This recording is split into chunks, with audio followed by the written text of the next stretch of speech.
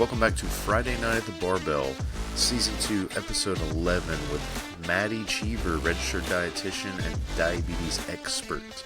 This episode is brought to you by WRPF Alabama. Alright, today I have on Madi Cheever. She is one of my friends from the degenerate days in Tuscaloosa, now RD, specializing in diabetes dietetics. So, can you tell us a little bit about yourself and what all of these letters by your name mean? Yes. Hi. Nice to see you again, friend, Right? via the screen. It has been a while since the degenerate days, but only super professional things now. Of course. Let's see. The letters, that's a good question to answer. Mm, So, I have a Master of Public Health. I am a registered and licensed dietitian nutritionist and a certified health education specialist. So, those are the letters. Hopeful to add a few more eventually. yeah. Little Yeah. alphabet. Yep. Yeah. Got to get all the Never, letters. never hurt. Yeah. Yeah. Just collecting them. Yeah. Yeah. They're fun to Casual. have. I don't Yeah. have any yet, so You'll get it. I have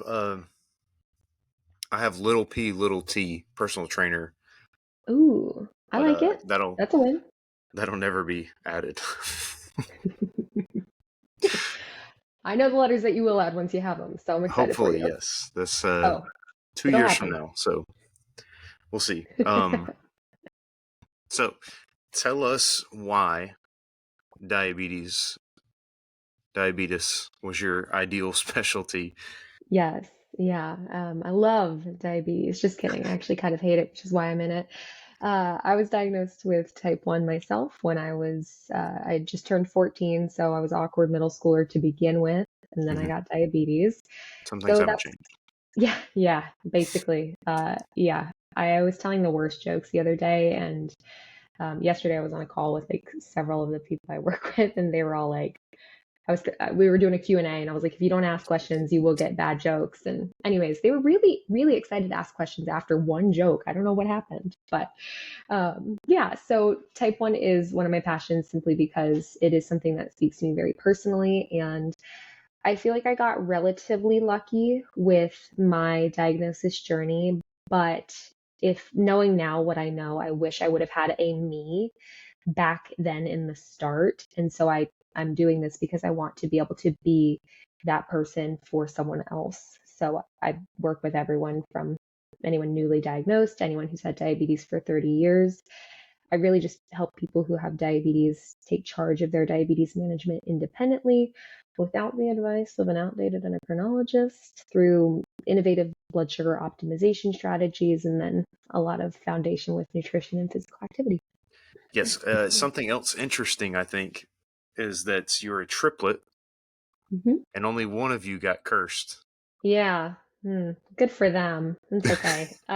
Yes, I am a triplet. I have two brothers. They did not get diabetes so far, at least. I'm the only Yeah. one, which honestly, I used to be pretty upset with them and I used to blame them for diabetes. But then it was actually like, I think it was my freshman year of college when I went to an endocrinologist appointment, which is my medical professional that I have to see for my medications, quite like insulin. And the nurse there, she was so incredibly knowledgeable. It was very impressive. And I made the joke, as I typically do. I'm like, oh yeah, it's because of my brothers. And she was like, oh, haha, you like can't really make that joke. And I was like, wait, this is the first time I'm hearing this. I thought that this was legit. I say it as a joke, but I thought it was real. And she was like, oh, no, you weren't diagnosed because of your brothers. There's nothing they could have done any different. This is how diabetes works. And I was like, oh my gosh, okay. And so, anyway, sometimes I'll still make the joke, but Alex and Zach, if you hear this, it's not your fault. Yeah. Mom You and know, Dad, if you hear this, it's also not your fault. well, this is true. Yeah. It's just your own genetic lottery Yes, that you lottery, won. shall we call it? Yes, our one. Man, if I can win a different kind of lottery, Yeah. Just don't put all your eggs in one basket. That's all. I'll try not to. I mean, unless it's like diabetes medication basket. Yeah. That shit hitting. Yeah, maybe like diabetes cure basket. That would be a Ooh, good well, basket to throw all your eggs oh, in. I was thinking more of like the dirty side of it, where you're Oh, putting your money in like the companies You're putting your money in their stock where they make diabetes medicine. Oh my gosh, no, no, no, no. I always tell people either I'll have job security forever or I'll be cured. And either way, that's like a lot of financial benefits. So, This is um, true. I yeah. even yeah, type 1 or type 2. I worked with a lot of type 2 diabetics. Mhm. And then like people I wouldn't expect were type 1 at the Yeah. clinic. It And was very interesting. and I've got to ask you, why is it that you didn't expect that? Because I hear that a lot. I didn't expect it because they fit the profile of everyone else. Okay. They See? fit the type 2 profile. So like they were obese, did not exercise, middle-aged, white, and there's one black guy. And then I think they also had high cholesterol. So like if you look at the profile, it's like, oh, clearly they have type 2. Then Mm. and then I see and they have a diabetes monitor and everything and they're fucking beeping the whole session. I'm like, okay, well, maybe not. Yeah. Yeah. Yeah. I think that's one of the biggest misconceptions about like type 1 is type 1 looks like everyone and no one. There is no Mm, one that you can look at and tell immediately unless you see an insulin pump on their waist and a CGM on their arm. Like yep. there's just no way to tell, which is so wild. But also it's nice to know that like diabetes, there's a hashtag that I use on Instagram all the time. It's hashtag T1D looks like me. Mm, And sometimes it feels a little bit cheesy, but it also is in a way really kind of like cool to see that T1D looks like this person and this person and this person and this person. And we all have this thing in common, even if we are all very different. yeah. I think it is good to know, like for you guys, that everyone fits the bill. Like it's not like it doesn't go after one person more than the other, like some Yeah. other Yeah. autoimmune or just diseases in general.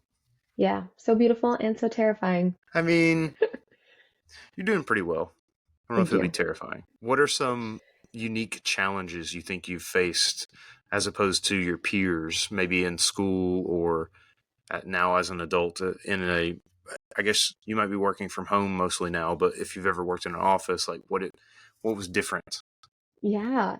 That's a good question. I'll answer this in two ways because I think it'll cover a lot of what I experience. But thing number one, I thought immediately of TSA when you were asking this question. I was like, okay, like going through airport security, if I try to bring any kind of apple juice, I am treated like I have a bomb, and I don't. I just don't want to die if I have a low blood sugar. So, Yeah. that's one situation where it is not as well understood. Some people they're like, "Yep, we get it. Go through, have a nice day." A lot of time though, I travel like 20 to 40% of every year. I do a lot of travel, and there are always, always just different experiences to have, if I can say it like that. And it's sad sometimes. I think about like young diagnosed Maddie, if she were traveling as much as what I do, she would not be able to speak up for herself. She would probably cry when someone was like, "You can't do that with your insulin pump." Like, no. And so the biggest thing I've learned from that is to be able to speak for yourself, advocate for yourself, trust yourself. And then when it comes to an office environment, because you're right, I do work from home. So if I need snacks or anything, I've always got them on hand. But when I worked in office, I worked at the VA hospital in Alabama for a little bit, and that was an interesting experience because everyone there kind of understands diabetes, especially in the dietetic clinical role. It's not like it's some foreign thing. But when I would go up to X level and go check on my patients and do rounds and stuff, I didn't have all of the things with me. And it was also COVID. So I had a Hmm. mask and I had a face shield and I had glasses and I had a coat and I had all like these different barriers. And that would kind of get in the way. So I really had to be intentional with my blood sugar proactively.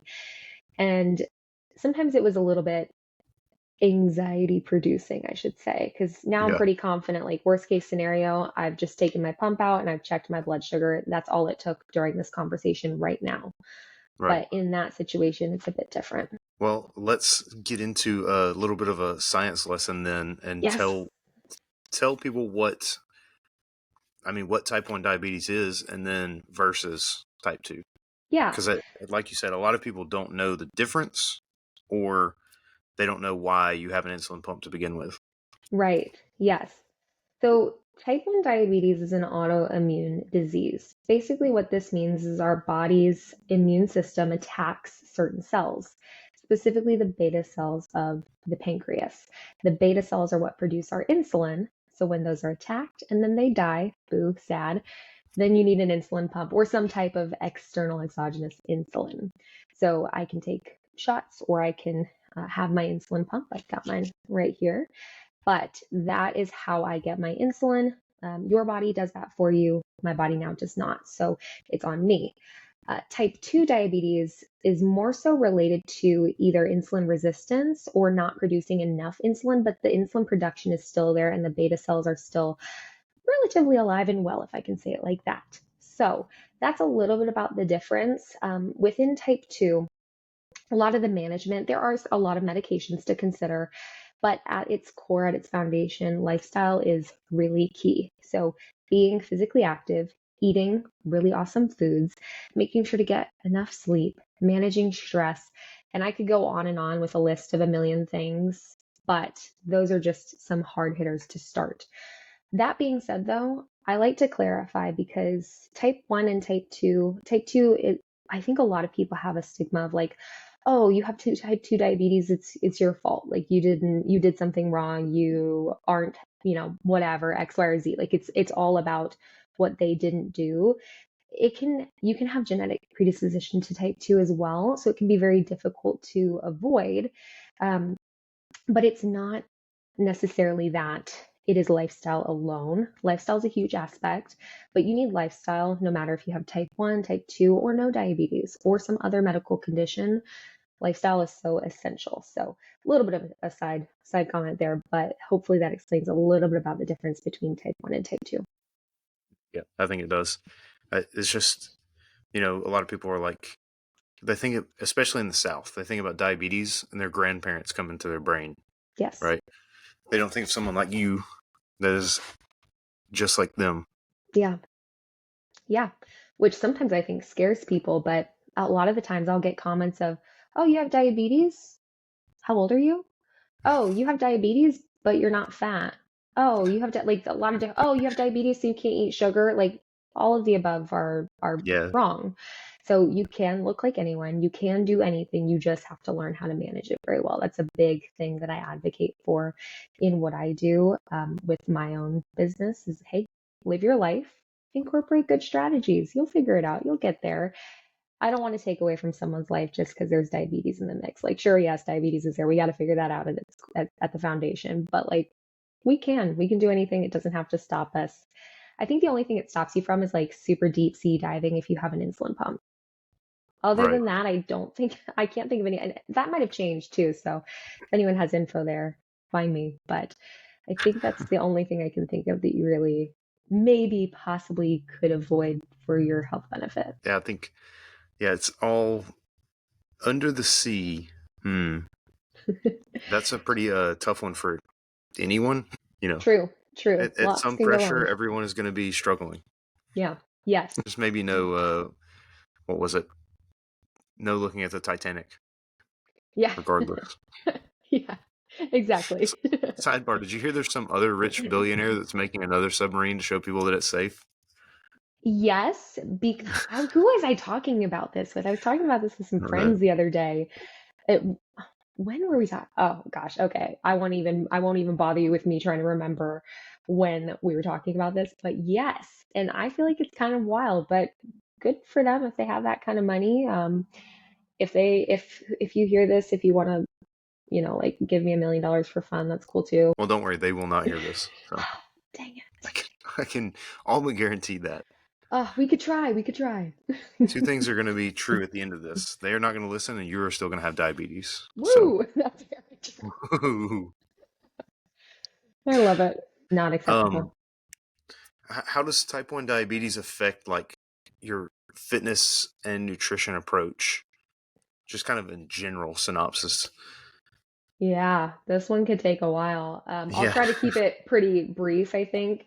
So, diabetes impacts everything, every choice that I make. Is my blood sugar okay? Am I dehydrated?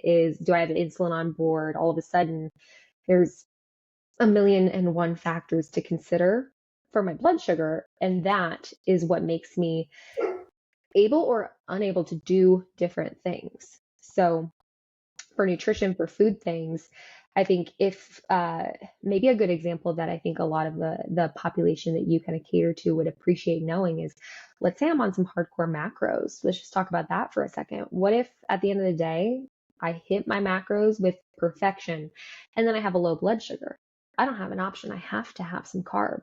So, and I do a lot of macros with a lot of folks, and we talk through strategies for that. But that's just one thing. Like, okay, you sometimes don't have a choice, and sometimes you have to be extra strategic in what it is that you do. And then physical activity, again, really making sure that blood sugar is set up for success. I'll explain a little bit more later, but there are a ton of things that can happen to your blood sugar with regards to different types of factors and physical activities. And that I think would be that's a cool place to dive in a little bit. Yeah, actually, when I first started going to the gym in Tuscaloosa, there was a guy there that had type 1, and he was kind of an animal just in general, but he would use his insulin in the middle of the gym, like not going to the locker room, not going to his car or anything, and he would just fucking drop him on the floor, finish his workout. Sometimes he'd forget about him, and he would have to do like one in the beginning and one at the end. It was a mess. Wow. There's a lot going on. I love the confidence there. I don't necessarily love the lack of safety, if that was, part of it, but I guess good for Yeah. him. Right. Yeah. He was a maniac. Oh my gosh. He worked Uh, out like one too, so it was very odd. I feel like I can picture this already. Oh my gosh. Yeah, it was. There was a lot going on, and he Yeah. he had multiple interactions with the owner because he was also such a nice guy. He's just like, hey man, just don't leave him on the floor. Literally do anything else. Yeah. Maybe should clip like a sharps container to your water bottle or something. Yeah, Like, right. the little things in life. And he was like, if you could, maybe do that in the locker room. Yeah, which I will say that's an interesting one too, because sometimes there's a lot of like social stigma around taking insulin. I'll usually just announce, like, especially if I'm on a plane or something, I'm sitting next to someone about to put a needle in my body. I'm like, hey, do you have a fear Yeah, of needles by any chance? Not right. gonna poke you to be clear, but like, I need to take some insulin. So if you're uncomfortable, I'm still gonna take it. You're gonna need to look away. And then that's pretty much it. Yeah, and you can imagine a very jacked guy in the middle of a gym hitting himself with a needle Yeah. makes people go, what's he using? And Yeah. why is he so open about it? I was gonna say as someone with type 1, I don't even know if my first thought would be type 1. I'd be like, unless I can tell that that's an insulin vial, like Right, right. I don't know. Yeah, it's odd. He's a good guy though. Hope he's doing well. I heard he was. Good. Okay. Probably still doing the same thing, but Sharps container. If you hear this, Sharps container. that's funny. Sharps container as the water bottle. Like, I don't know, like maybe a That can work. little, I don't know, there's 3D printing and stuff now. You can just print a little attachment for anything Yeah, and then, or just bring a Ziploc freaking bag. I don't know. yeah. Just wear a fanny pack. Probably has one on anyways, right? Fanny packs are kind of in right now too, so Exactly, yeah. yeah, it's fashion and function. Maybe that's your next Jesus. Maybe that's your next like product. My next product, yeah. Yeah, maybe I should make, I don't know. I don't, Type 1 a type 1 type fun uh 3D printed sharps container / fanny pack. dude, I could at least make the fanny pack happen. I have my Etsy shop, which usually I Yeah, just do you for like sure could. t-shirts and hats and stuff, but I got my spooky line coming out in like maybe a week or two, so Spooky line. What are your initial strategies you would give someone that wants to lose weight and also has diabetes? yeah. Uh, I do this like all day, every day. I figured. It's complex, but Yeah. what I see if I can summarize my process. So I will ask for a few days of nutrition data. If they feel as though that's an average of what they've got going on, I will use that to average out some macronutrients for them. Once I have some macronutrients, I'll hit them with a higher protein goal. unless they're already like crushing it in the protein world. Usually I have to hit someone with a higher protein goal. So I'll hit them with a higher protein goal. We start with that as our emphasis, and then we build in an understanding of carbs and fat, create some balance, create some variety.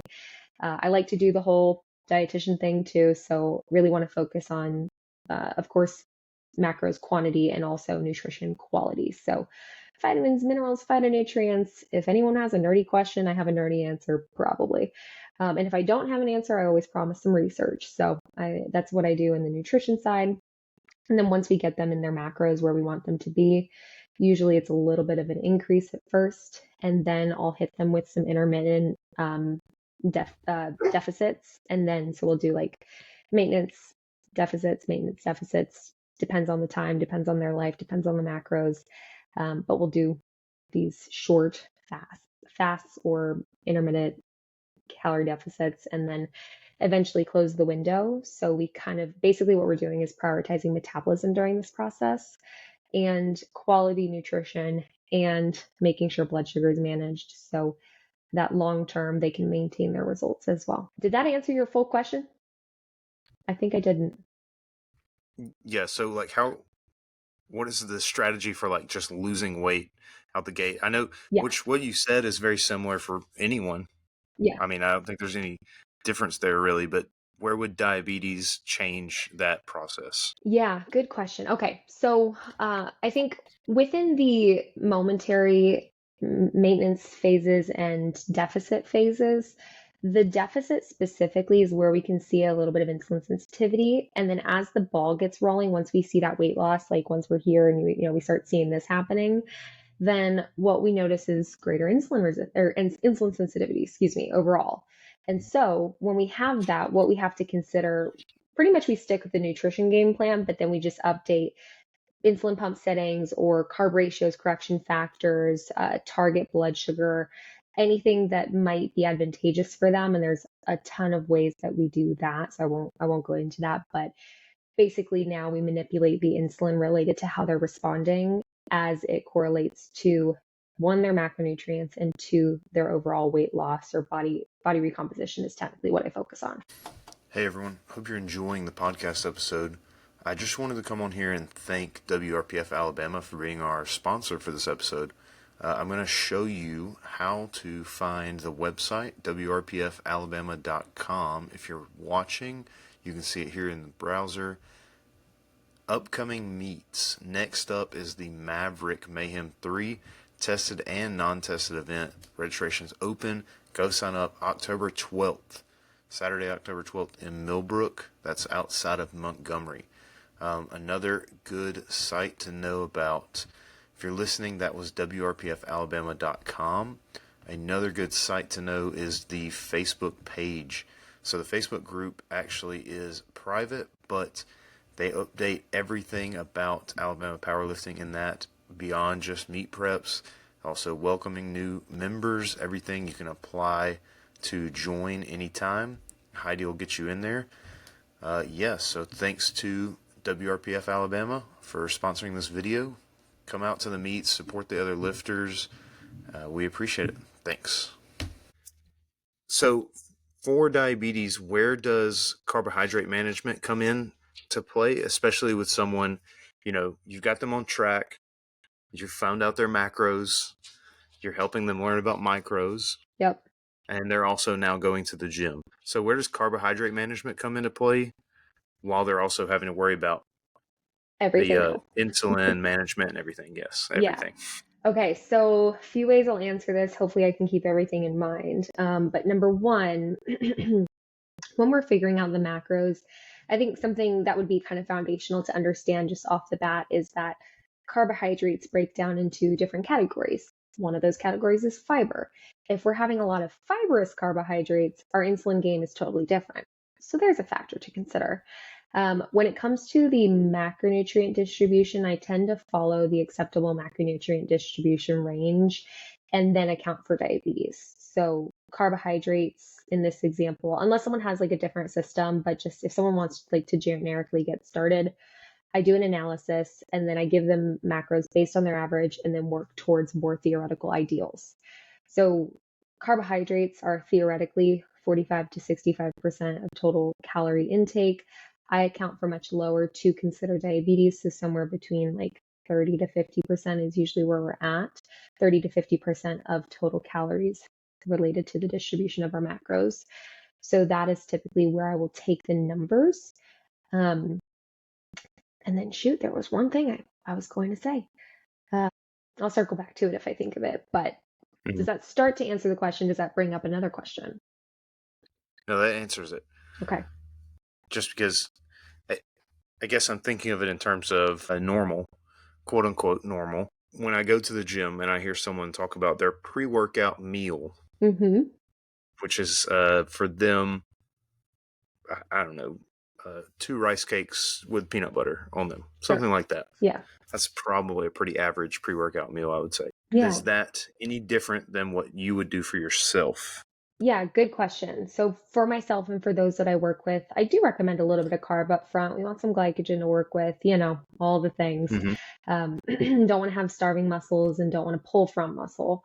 And so some of the snack recommendations that I'll give, like the rice cakes are classic, half a Yeah. PB&J, some fruit, maybe like fruit and something, a granola bar, like kind of these easy options. So the carbs are really helpful when it comes to the nutrition side of things and the body recomposition.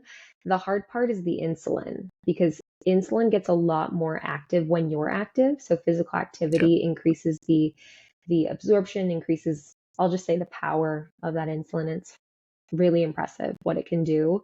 So what we have to consider now is the timing. Typically, I'll say, hey, maybe an hour or two before for the purpose of refilling our glycogen stores. But then when it comes down to the actual blood sugar, we cannot have certain amounts of insulin on board unless to not go low. Some people spike, some people drop. So you have to figure out their individualized insulin sensitivity, number one. Number two, you also have to figure out what kind of a workout they're doing. Number three, you have to figure out how their body responds to that kind of workout. And then number four, you have to figure out how to tie in all the insulin and carbs. It's a small game to play. So it's a lot of complexity, but it Yeah. really I approach everyone with an individual focus. Of course, I use the foundational theoreticals, but then, I mean, if let's say, for example, if when we're physically active, that's supposed to increase our insulin sensitivity, right? That can cause people to see a blood sugar drop. Here's the thing though, for me, if I'm doing like a hardcore strength training day, like let's say it's a push day, right? And I'm in the gym just absolutely hitting this workout so hard, that can spike my blood sugar because of the stress that it puts on my body and potentially adrenaline. Definitely, if I'm in a new gym, there's that adrenaline. But there are so many factors to consider. So for me, I need that pre workout snack covered completely if I'm going into that situation. Whereas if I'm going on a run, I'll probably have my pre-workout snack a little bit closer to time, and then I might not take any insulin for it because your girl's blood sugar is going to absolutely tank if I do. So that's just Yeah. two examples for my body personally, but everyone is very different. And then, Right. endurance comes into play and like what you're doing. Yeah, it's a lot to consider, but really cool. It is. I've always thought it was very interesting just in general, and I'm appreciative that I get to learn more about it every time I go in to learn. And then this clinical I just finished makes it even like a bigger picture just because so many of my patients had diabetes or were pre-diabetic, type 1 or type 2. They had either one and then pre-diabetic. And then just people that are, that's where it comes into play of you got to think about their recovery. Like this person had a total knee replacement. They're type 2 diabetic plus whatever else. Mhm. It's like their ability to recover from the surgery is going to be hindered. Mhm. Yep. And that's something else that I talk about too within that carbohydrate question. I have a recovery protocol that I will give individuals and say, hey, this is something to consider, this is something to consider, but we really consider nutrition in its entirety, and then we really specify for what healing can be improved because of how we eat food. Food is medicine. Like food is Right. medicine. If anyone doesn't believe that, we can prove it with science. It is so cool. Are you saying you don't have any clients you're doing carnivore or keto with? I do not advocate for carnivore or keto. However, as a dietitian, I feel that it's my purpose to help someone maximize their benefits on their journey. And if that is the journey that they are choosing for themselves, I will make sure that they understand the potential pros and cons of anything with as least bias and opinion as they can. But I'm sure you can tell from my answer how I feel about it. Yeah, I had multiple people this week actually talk to me about how they were going to start the carnivore diet, Ah, and I lovely. said, "You're an idiot." I I get to be much more blunt because they're not my clients. Yeah. Yeah, and I think you're good at being more blunt than I am anyways. But it's yeah, sometimes I wish I could say things slightly different. Yeah, I like the that old uh, He-Man meme of Skeletor when he says, "I'm not nice." Ah, you That's relate to that's that? kind of how I feel. Yeah. Yeah, that's how I feel all the time. Yeah. And in that situation in particular, the people that have been talking to me about starting the carnivore diet that might even listen to this may also or may not be on steroids. Ah. And I'm like, you are already increasing your blood pressure, increasing the output of your heart and the work on your heart. And now you want to talk about only eating red meat all the time? Like, Oh that gosh. is fast track Yes. to heart problems. Yes. And if I may add a component there, if anyone does happen to have diabetes, type 2, type 1, pre, whatever, the metabolism and the process of like getting rid of cholesterol from our body is a little bit more difficult. So a lot of those of us with diabetes are on a statin or cholesterol med. Like I'm in my 20s and I am more Yeah. so preventative for the younger folks, but still like it is just such a correlation. So when you think about it in that way, it's like, how could you not appreciate like, oh man, I could go into a 30-minute conversation about fat, the macronutrient, and talk about what it does, why it's important, all these things. But I think my favorite thing to teach people that is like such a moment, but it like when you know it, it's like, okay, yeah. But when you don't know Right. it, it makes such a difference. Like eat healthy, good for you fat. It's going to do good things. And then, of course, avoid the things we maybe shouldn't have. Duh. But then, if you also prioritize fiber, which will help, like it's non digestible, right? It's going to go out of the body. You pair it with something you don't want to stay in the body, it might leave. Whoa, boom, crazy. Also, physical activity.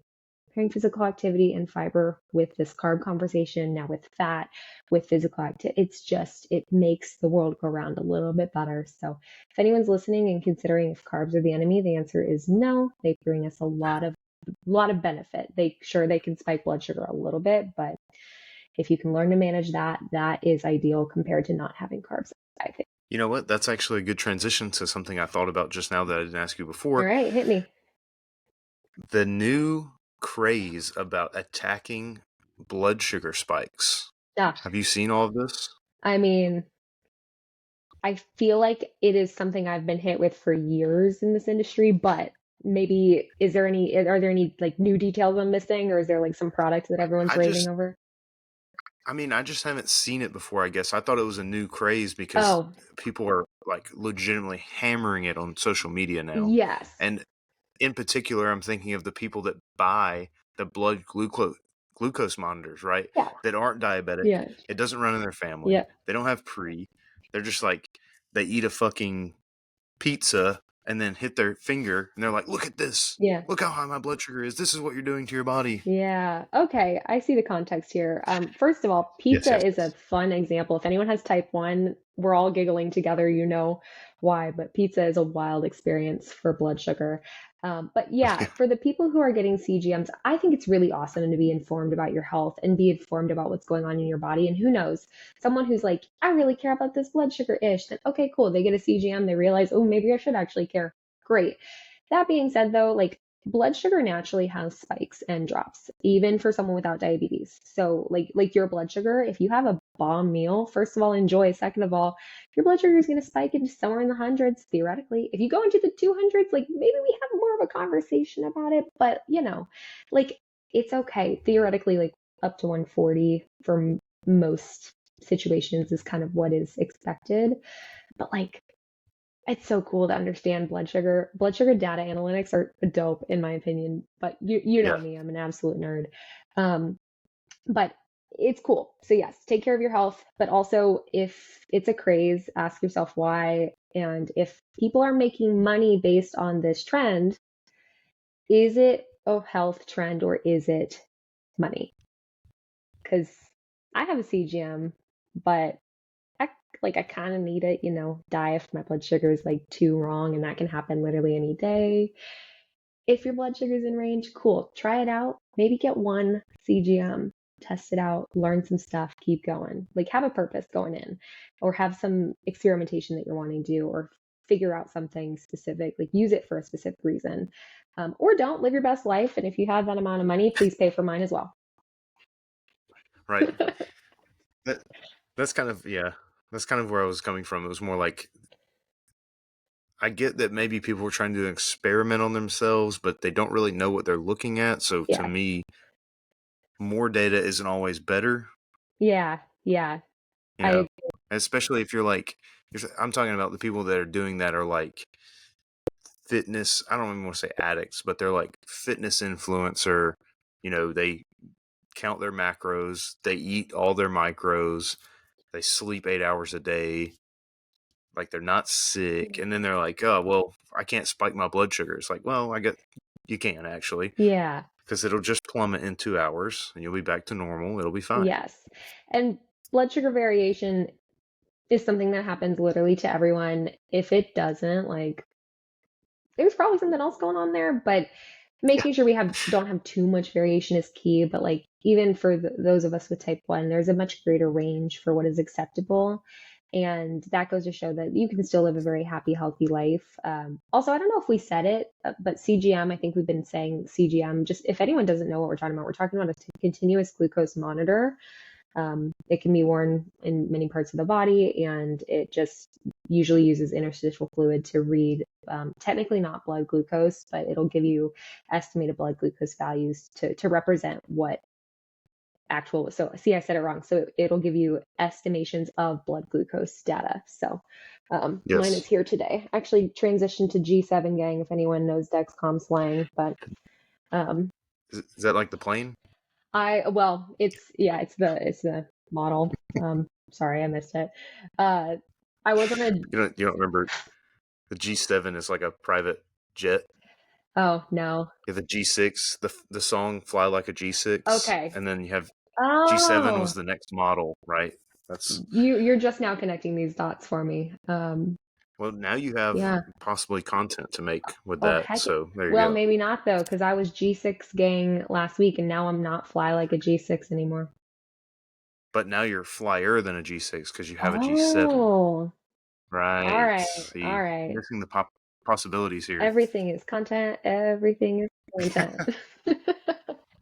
Yeah, I hate that. Yes, true, but I hate it. Yes, agreed. It makes the world a worse place. Agreed again.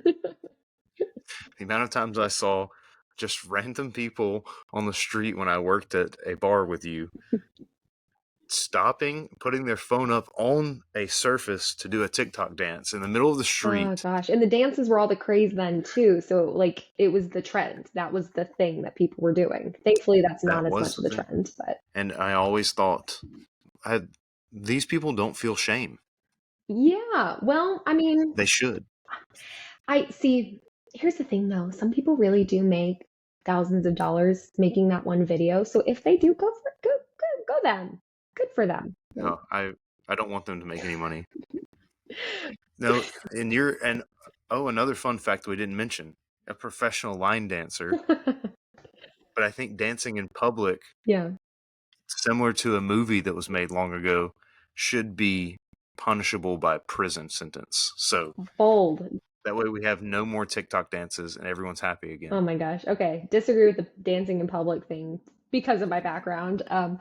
Well, yeah, I was you actually would. just line dancing the other day. I was teaching. I went to a class because it's fun to learn new stuff, and I got to teach the instructor, and she taught me, and she was like, "You can come to this class, you can teach."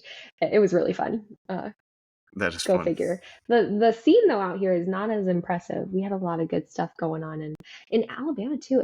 We didn't have like enough opportunities. I feel like, Yeah, there's nothing. yeah, which is Yeah. like really disappointing. So, anyways, but Colorado had it going on. That's not surprising. Yeah, absolutely not.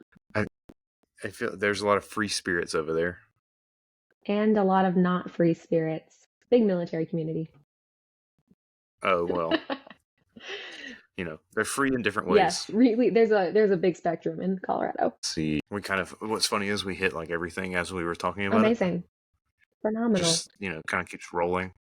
You know, I don't know if I can just jump in and add a topic here, but For I think sure. something that, again, the population that you tend to serve with this podcast would be really interested to know is caffeine and blood sugar and physical activity. Because I have so many folks who, go to the gym, do their thing, but caffeine is like a super spiker. I have someone, Hmm. I can think of someone specific who either has like a yerba mate or a coffee in the morning. And this person, without any physical activity or anything, just like waking up, drinking their beverage, whatever, this person has to take insulin like they're having 45 carbs, but they're not having any carbs. It's a black coffee or it's like a sugar, whatever. Actually, the yerba has 39 carbs and we count for 45 on top of that. So anyways, that has carbs. So we account for carbs plus this caffeine. So that's a crazy thing that I have learned through the journey of being in diabetes education. Because, Bryant, I don't need caffeine. Like I'm actually pretty calm right now, but usually I'm got a lot of like too much energy, which is unfortunate for everyone else. But here I am, and so I don't really experiment with it. It doesn't love my tummy. I don't need it. Like it's fine.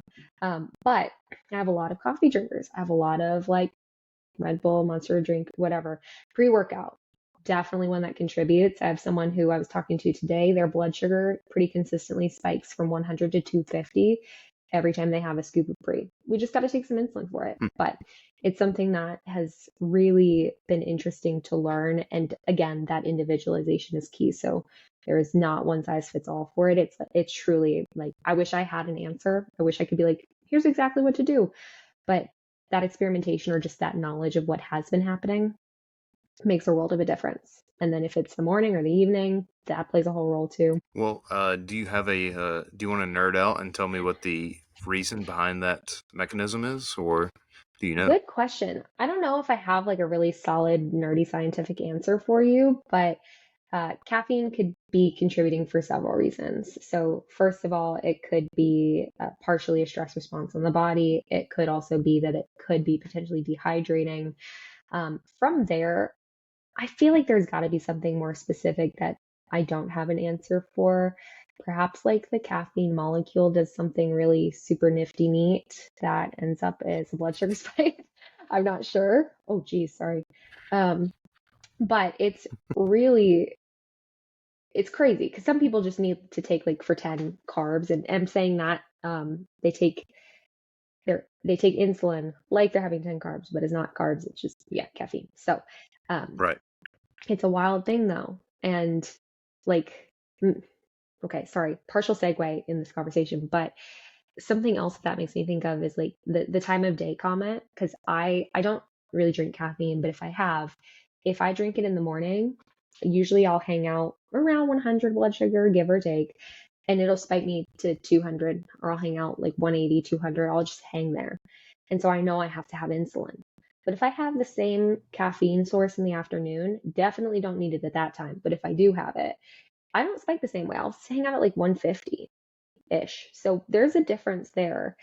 And then the extra layer of complexity to add here, and I'll circle it back nice. But cardio versus strength, morning versus afternoon, for me specifically, very different.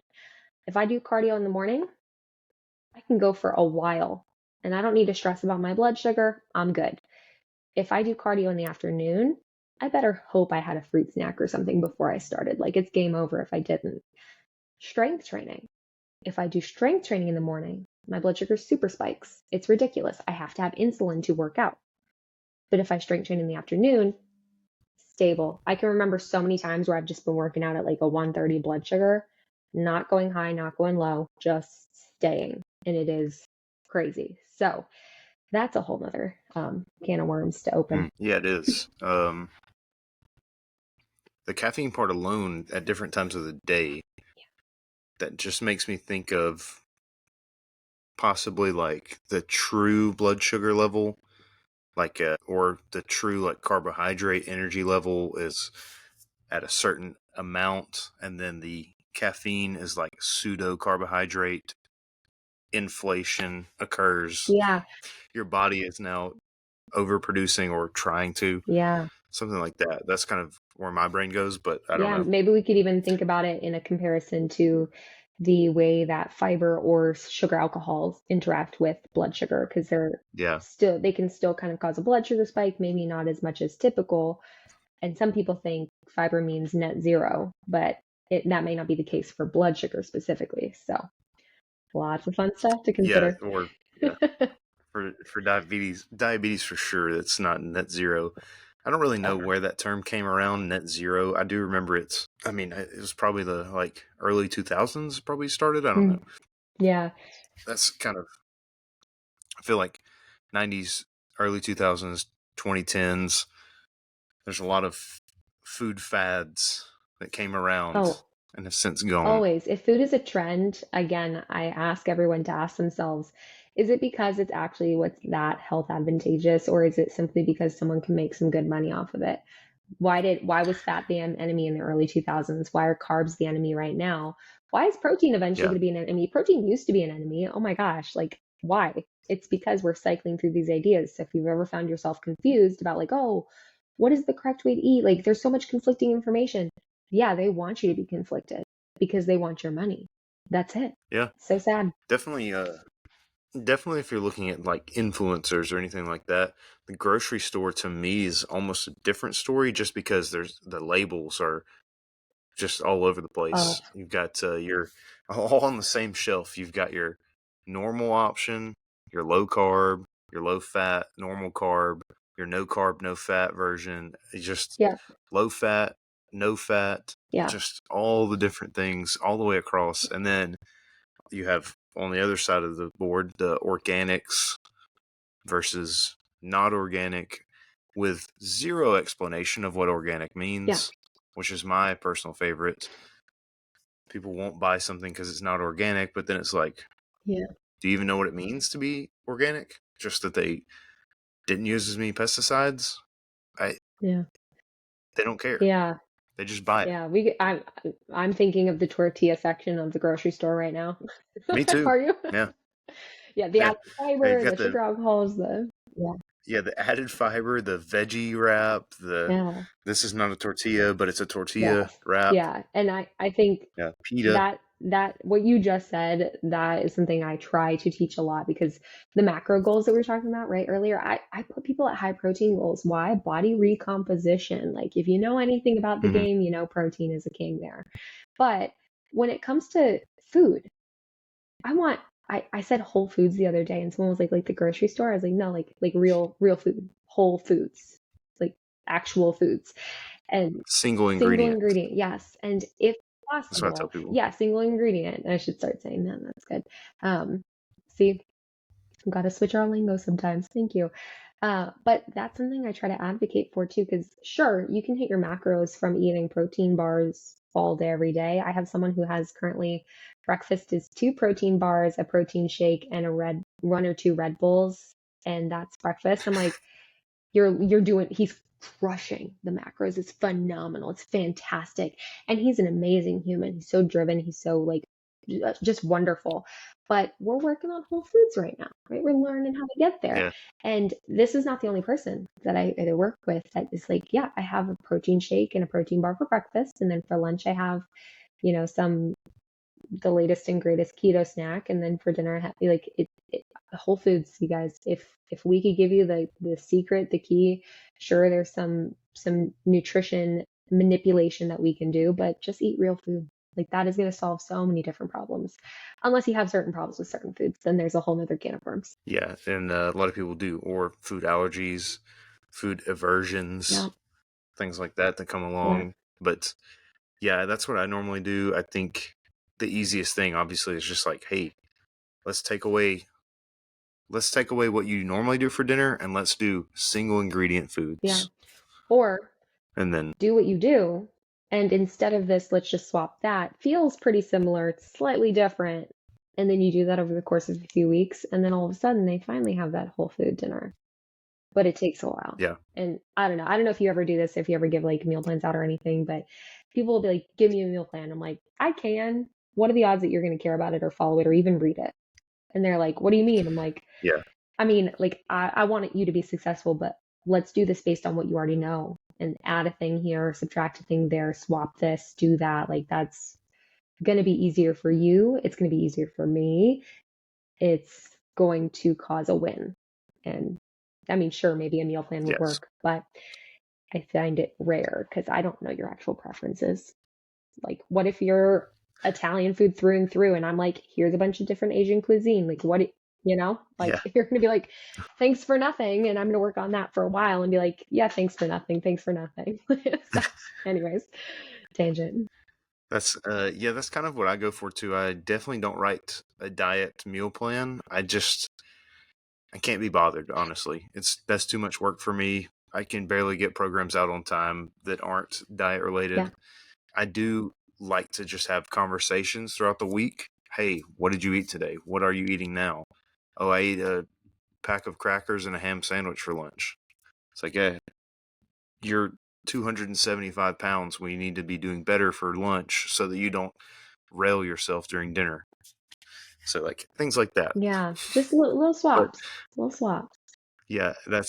or swapping the fast food cheeseburger for a ground beef meal at Yeah, home. That's kind of man, that's where I go with I things love a good mainly. cheeseburger salad. Like, I don't know, I have The to. cheeseburger salad. We'll get like those. I don't know if I've We'll been. get the chopped salad kits. They're actually pretty tasty. A lot of people are like, "You eat those? They have so many ingredients." Well, whatever. I eat the chopped salad kits, and what we'll do is we'll make a pound of ground beef or turkey or whatever, and then we just split it in half, split the kit in half, and that's dinner sometimes. And it's easy and it's quick and it's. I mean, I think it's a pretty great option. We usually add a little extra carb Yeah, in there if they don't have a good source of carb in the kit, and that's it. It's quick, simple. yeah. That's I call myself a lazy dietitian often because I hate doing dishes. I hate wasting time in the kitchen. I love it. Like, don't get me wrong. If it's a Saturday morning, I'm inspired to make some blueberry bagels. Like, I'll do it. But I don't want to have to cook because I have to eat. So throughout my career too, I've also prioritized like, hey, you have 5 minutes? Great. This will take you two. You still get a good meal. So yeah. it's things like that I think can make a real big difference too. It doesn't have to be some life altering crazy thing. It can actually be easier than what you're doing and better. I think that's one of the places that social media has really excelled Mm. in is like quick, easy, high protein recipes. You can just find them Yeah. nonstop. Yeah. That or like showing you how to go through the grocery store. I love the high protein Costco lists. Like, I don't know what it is. Those videos get me every time. I'm like, yes, I'll watch it twice. You're welcome. Increase those views. I'll have to keep that in mind because that's all I do when I go to Costco. Yeah. Yeah. Do it. Send me a vid. I'm ready. They got pretty good shit. Yeah. Oh my gosh. Oh, we've been on the Kevin's kits. They're so tasty and so easy. I don't know if you've ever had them. I'm not familiar with their Ah, game, but yeah, they're pretty decent. It's got like a sauce and a sous vide protein of some sort. oh yeah, yeah, Takes okay. 5 minutes to I cook. think I do know what you're talking about. Yeah, they're really good. So even something like that too could be a big difference for someone. Like, have one of those. Is it the Yeah, best in the world? Maybe not, but whatever. Have some protein. Put some green beans in the air fryer. Throw some rice in the rice cooker. Push the buttons. Let it cook. Come back. Finish out yeah. that protein. Takes you a max of 10 minutes to have a really good balanced meal. Veggie, carb, protein, add a little bit of fat. Boom. Yeah, I think the key is just getting someone to realize that it is almost as convenient as their very convenient dinner. Yes. And yes, eating healthy can be a little bit more expensive, but when you really compare, you can figure out how to make it a very similar price. Yeah, I think it's way cheaper for me to just cook food. Yeah. I mean, it's way not even Yeah. close. Especially when you get those single ingredient foods. Like, how much does a whole bag Yeah, of yeah, rice cost? Like, nothing. I always have frozen green beans on hand because they're easy and they're cheaper and I don't waste them every week. Like, it's little things like that that add up or that Subtract cost? I don't know. Add up with good. Subtract from the Yes. overall, but they add up over time. Yes. Different addition though. You're adding like life. Yes. Oh my gosh, I am a life adder. Wow. I should put that on my resume. Live longer, Maddie Cheever. Live longer. Live longer with. Yes. Yeah.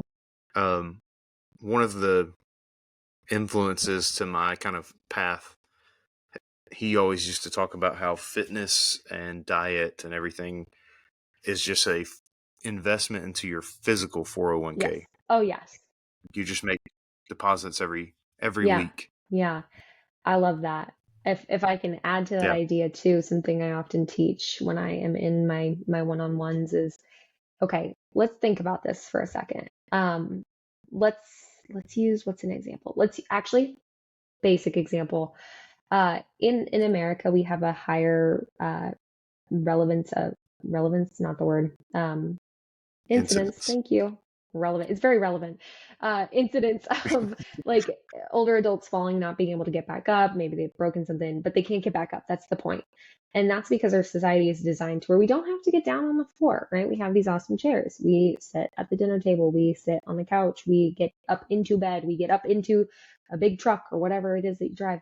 Right? There's a lot of opportunity not to have to get down to the floor. And the body is so use it or lose it. Use it or lose it. And so if you don't, like, you could prevent some fall for your long term if you just choose to sit down on the floor and get back up from the floor once per day. That's all it would take. But you would never lose that skill unless some ridiculous something happened. We hope that never happens, but like that's all it would take is that one moment a day. Same with doing one push-up a day. You'll always be able to do a push-up unless something wild happens. I was thinking about this the other day. I don't know when the last time I had done this was, and I'm physically active. I do some stretching and whatnot, but like the thing where you try to touch your hands behind your back, like doing a little bit of like this action, I couldn't remember the last time I had done it. I mean, I've done it a lot in the past month because it is a solid example, but I haven't thought about that. And here's the thing, not to brag, but I was that kid in elementary school that could like do this behind my back. I was like that shoulder flexible. I can't even touch on this side. Like I'm like this far away. And where'd that go? It's not that I had an injury that caused it, like only got the back injuries. Like my shoulders are fine, right? And so it's a use it or lose it situation. I haven't been doing that.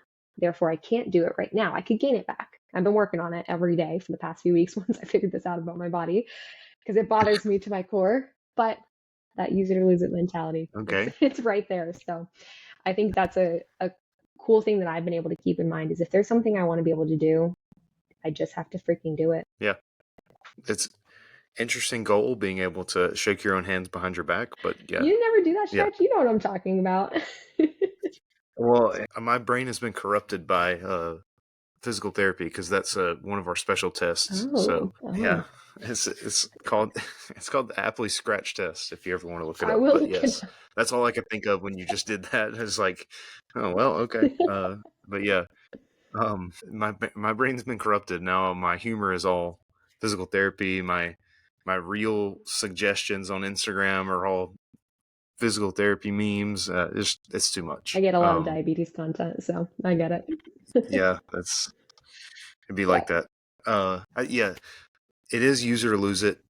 And I think another thing with your situation in particular though is you do get less flexible over time, but you're also probably a larger human than you were when you were doing that all the time. So it makes sense that you're not able to get in that same position. Yeah. It's a little bit different when you talk about something like the splits or like a back Okay. bend or really just gymnastics in Yeah. general. Those are like skills that you lose over time. Yeah. Like, or maybe like just straight up the ability to jump. That'll go away. Yeah. I mean, yeah, if you're talking about older adults, for Yeah. sure. And interestingly enough, physical therapy actually teaches people how to fall. That's like in our scope. But there's a guy in Australia I saw. He has a clinic, or I think he's just a strength coach, to be honest with you.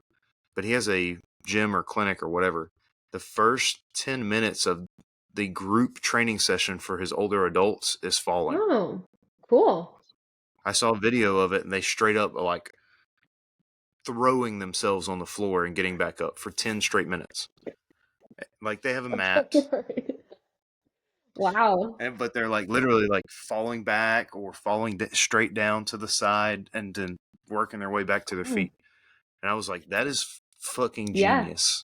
And similar to America's issues, that guy was complaining that insurance wasn't covering it. Oh gosh, insurance. He was like, how are all of our old people falling and dying literally on the floor, and we can't get insurance to cover me teaching them how to get up? Yeah. Oh, insurance is, So I can relate.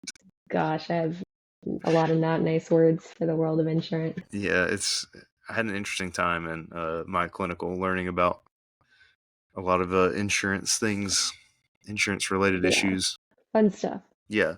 Since diabetes looks most of the time just like everyone else, can't tell who has it, who doesn't.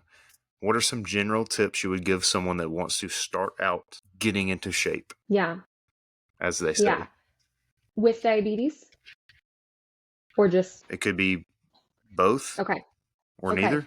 So I do this for nutrition too, so this might kind of connect some dots from earlier, but if we want to get in shape and if we want to eat better, if we want to do anything, I think a really important piece of information is to know that you don't have to do something in the ideal way, in the theoretical, that person can do 100 reps. You can do one. That's it. That's enough. And keep working towards whatever goal that you want. But remember, you fall to your systems. You don't necessarily rise to your goals. So you have to put the systems in place to achieve what you want. And it doesn't matter what anyone else is doing. It's hard to not compare ourselves, but it's not even fair to compare ourselves to past us, right? Us as humans individually. So when it comes to getting in shape, I think listening to your body, recognizing that, hey, my body is mine. It deserves kindness and respect, and I can do what I can with it, and you can work on whatever it is that you can't. If you use that as a general foundation, I think that takes you pretty far. Yep. I would agree. And it's a you versus you mentality, it's tough when you go to a gym, especially as first timer, and look around and not embarrassed, but like embarrassed plus intimidated, like in the same word. Yeah, especially too if you don't know gym etiquette. Like if someone's like, "Hey, can I work in with you?" and you think they're telling them to leave the machine or whatever it is. Like if you don't know gym etiquette, it's gonna be scary. It's gonna be weird. But I think the thing I recommend for that is just like find someone, talk to someone, say hi. Just assume that they're gonna be nice. If they're not, that's their own freaking problem. Like if they are not nice. Usually people will be. Maybe everyone has a bad day here and there, so maybe that nice person isn't going to be so nice, and that's on them still. But honestly, just communicate with others. It'll take you really far. Be honest, be kind, be respectful, be considerate, be decent. It'll work. Yeah, ask that person how to use that piece of equipment. Yeah, absolutely. Because I've never met anyone in the gym that did not want to tell someone new how to use something. And I meet a lot of people that also want to tell someone not new how to use something. So they're ready. Especially if you're a woman. I was going to say, especially if you're a woman. We've been into pickleball lately, and we were on the court the other day, and someone just came up and started telling me like how I could be doing better. And I recognize I suck at pickleball. I'm working on it. But I was like, I really appreciate, I recognize that this person wants to help me, but I don't want this help right now. And so I feel a certain way about it, and I'm appreciative of the info. But he came up and was like, you should probably take lessons. Like, no shit. Like, I'm not good. I'm not here because I'm a professional. I'm here because I'm practicing. But you should probably take lessons. Thanks. Yeah, I told him, I said, are you suggesting that I'm not playing very well? And then he had to explain himself. He was like, oh, no, I just wanted to. Of course, like, okay, no, I get it. I am playing bad, but like, you didn't have to say it. Okay. Yeah, you're too nice. Am I? I felt like I was direct that time. A little bit more direct. No, I would have straight up been like, hey, no one asked you. No one asked for your help, random person that I don't know. I just thought, I was like, he has good intentions. He has good intentions. He just wanted to help me. Or maybe it was a little ego boost. I said thank you. I smiled. I walked away after. It's fine. Yeah, too nice. Too Yeah, nice. maybe I should sharpen my Yeah, teeth. he's very this this random guy on a pickleball court is just very altruistic. He wants everyone to be an expert pickleball player. That's his You goal in know, life. I should have probably thanked him in advance, gotten a signature or something. I should have given him my signature for when I was a pro in the future, and I'd be like, hey, like this Yes. this this comment changed my You, entire life. thanks to your advice, you're gonna need this one day. That would have been that would have been Appreciate bold. I it. should have given him a business card and been like, hey, look me up someday. Ooh. Yeah, yeah, Yeah. yeah. Was he overweight or I see what your brain just did there because mine got there too. No, very generally healthy looking, but you never know. You can never uh assume that someone does or doesn't have diabetes. So yeah, that would maybe have I been should have funny. just That always would have been assumed that someone might be benefited by my information. yeah. Can you make any suggestions for a pickleball coach? Because I can damn for sure suggest a diet coach. You're handing me your card. Oh my gosh, I think Yeah. I wouldn't do very well in that situation. I would maybe, I don't know, if they made me upset enough, I could be really like it's kind of I think I'd do okay with the bless your heart kind of situation where I'd be like, oh, like thank you so much, Ugh. and I really appreciate you helping me. By the way, here's what I do. I'd love to help more. If I had, I'll learn to phrase it better, but if I had to, It looks like you need my help too, fat ass. Yeah, that is what I'd go with. Even if they're genuinely healthy looking, I probably still would have done that. see, I can see you doing that. Like, that's the I don't know. That's the backhanded way to say I didn't ask you Oh for your help. gosh. See, no, I'm like, okay, thank you for your help. I know you meant well.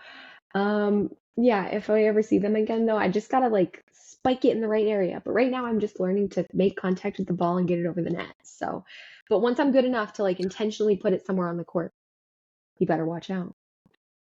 Yeah, I think making contact is pretty big in most You sports. know, So just keep it up. would you like one of my business cards? I will not pretend to be able to teach Yeah. pickleball. I think pickleball is You are horrendous, but horrendous? that's a different What? topic. Yeah, how old are you? Are you 75 At years old? heart, I think I am.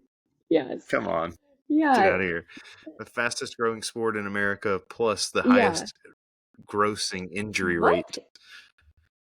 What? Okay. Yes. Explain. The majority of people that start Oh, playing pickleball okay. are getting off their couch for the first time in 10 Good for you. years. Yeah. Which is good. But then they go sprint at a pickleball court and go dive after a ball out of bounds and break their Oh arm. gosh. Or they're 65 plus and they tear their knee up. They have a total shoulder replacement coming up now because they started pickleball 2 weeks ago. Like, those are the kind of injuries we Oh started to see. gosh. See, I didn't think about that. Note to self, always play doubles and you don't have as much court to cover. Yeah, that's the other reason I don't like pickleball myself is there's no movement involved. You're basically standing in one spot the whole I'm gonna time. disagree with you there. My blood sugar tanks if I'm not prepared. That being said, we do play singles a lot, so I'm yes, long you enough cover the entire to where court. I don't have to move. I can just turn. I don't have to actually move my That's good. body. That's why I like playing I take tennis. 5 steps before you even have to like think about taking a step. Right. I just pivot. I just pivot around and Very I'm there, corporate of you. leaning a tiny bit. That is literally what happened the last time I Oh played gosh. pickleball. I just played for fun with someone else that wasn't very good, and I'm just like dominating. I was like, this is not fun So because I do don't have to move. you want to be on my team sometime? No, you're too far away. I know, I know. I'll come visit eventually. I'm traveling to wherever the fuck for pickleball. Absolutely not. I mean, think about it though. Travel league could be kind of fun. We need to make that kind of money first, though. Mm. Yeah, I gotta make that kind of money, or I gotta get picked up on a. I gotta become a professional. I need to find this guy that told you how to get lessons because I need to Yeah, become a professional see? to do that. Yeah, no, one of my clients was telling me he's been playing since he was like 8 years old or something. Pickleball was invented in 1965, and I was like, "How long have you been playing?" He's like, "Since I was 8." I was like, "Okay, all right." I didn't connect the dots for him, but What a yeah, it hipster. was crazy. He was like, we got so bored that eventually we dropped the paddles and we started playing with just our hands and tennis balls. So you just hit it like a paddle. You don't like grab it at all. And I was like, I guess that would up the ante a little bit. He's like, yeah, it got so boring. I was like, okay, I can't even hit it over the net. Good for you. All right, Yeah, interesting. Well, I agree with him on it being yeah, boring, so yeah. He's cool. You would like him. Um, yeah. Ah, well, thank you for the lesson on cool. PT related to pickleball. You're welcome. That's just how it How it goes. goes. I know. I feel like we really crushed Um, it today. We did talk a lot about a lot of good stuff. And if anyone reaches out and needs anything too, send them my way. If I can do anything, I will. well, give them your Oh, plug. heck yeah. Well, sorry, I wasn't prepared. Well, if anyone wants to come find me, hi, I think I'm fun and I think I'm funny. I'm alone in that opinion. I know that, Bryant. But anyways, you can find me at type one type fun. If it's on Instagram, I have to put periods in between it because some girl has the handle. Mandy, if you hear this, email me back. Um, but you can find me on Instagram, YouTube. I stopped TikTok because I don't love the platform. X, aka Twitter, Facebook. I have an Etsy shop, so find me anywhere that you want to. I'm starting to create, well, I've created a lot of them, but finally posting a lot of my free resources on my website. So type1typefun.com, no periods in between, just all words, type ONE, type FUN, .com. So that's me. Sweet. Awesome. Well, thank you very much for coming on. I do think we did some of the Lord's work today. I don't know if I fully agree, but I agree. So thank you for having me on, friend. I appreciate it. Of course, of course. Peace. Hey, everybody. Just wanted to come on and thank you for watching or listening to the podcast wherever you get podcasts at. If you haven't already, go ahead and give us a like, a follow, and a rating on whatever service you use. We'd really appreciate that. And you can let us know in any of the text boxes or comments or on Instagram, wherever you can. Let us know who you might want to see on the podcast next. We're going to try and make that happen. We got a lot of good guests coming for the rest of this year in 2024. And if we can make your suggestions possible, we want to do that for you. All right. Thanks. Appreciate you guys.